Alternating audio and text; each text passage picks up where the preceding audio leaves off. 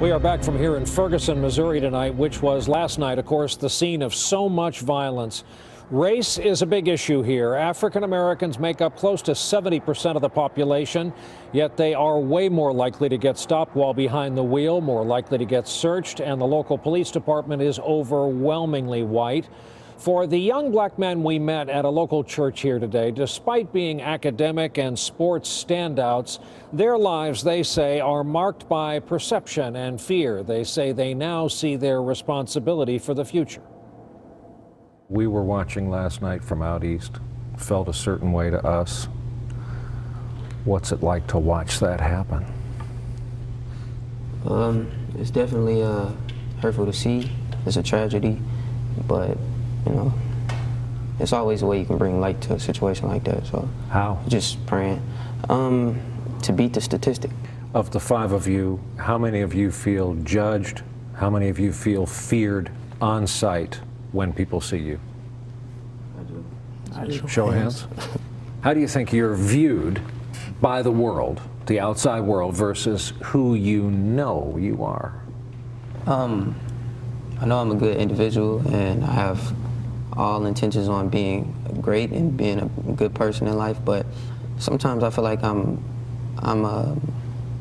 people are scared of us, you know, just off of statistics. It's all stressful. It's a lot of things we do to make a better name for ourselves that isn't put in the media, rather than, you know what I mean? That takes a lot of inner strength to know you're okay, and to also know at the same time you're judged every day for reasons you cannot change. Another level, despite this burden that we're bearing consistently on a daily basis, we're expected that this burden is supposed to be something like, okay, you can be sad, you can be disheartened, you can be angry for a certain period of time, but after a while it's time to, okay, move on. It allows us not to feel those real, very real human emotions, and then when they're expressed in a reactionary way like we saw last night, we're viewed as uncivilized, whereas when riots and things like that happen from a different demographic for a different reason, for a sports game, for a college party, it's viewed as, oh, those college kids are just doing what they do. But when a group of people feel sincerely that their humanity is being ignored and they respond, then it's viewed as barbaric, then it's viewed as savage, opposed to people who are sincerely in a state of hopelessness. I guess for the future, we just have to not necessarily forget what happened last night or earlier on in August, but we have to remember what happened, but also learn from it and to do it right next time, if there is a next time. Hopefully there won't be a next time.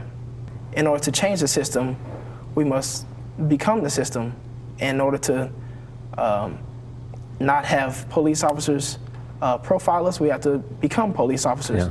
Or if we don't like the laws that are being made, we have to become congressmen and lawmakers. So a lot of folks here in shock today at what has happened to their town. A lot of it was done by people in this town. Our thanks to Jarrett, Corey, Marius, Robert.